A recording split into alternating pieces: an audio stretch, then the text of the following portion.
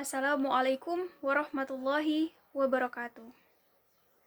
Alhamdulillahirabbil alamin wa bihi nasta'in wa ala umuri dunya waddin wassalatu wassalamu ala asrofil anbiya'i wal mursalin wa ala ahlihi wa sahbihi ajmain amma ba'du.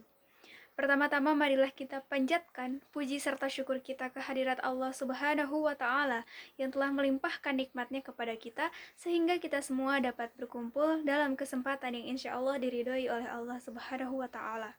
Tak lupa salawat serta salam selalu tercurah limpahkan kepada junjungan Nabi Muhammad Sallallahu Alaihi Wasallam.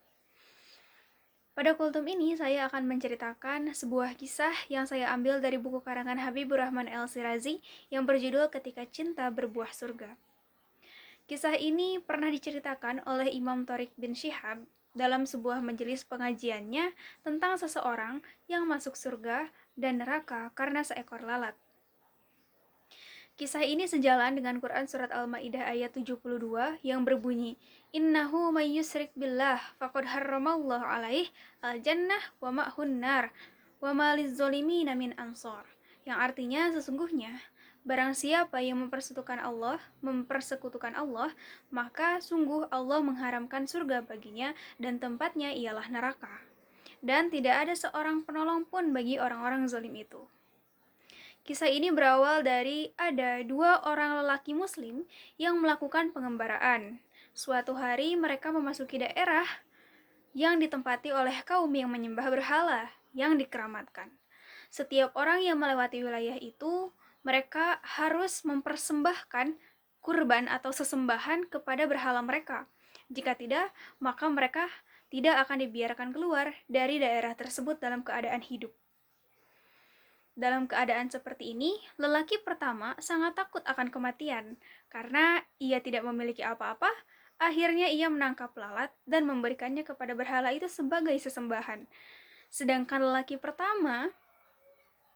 kedua maksud saya, tetap teguh memegang akidahnya.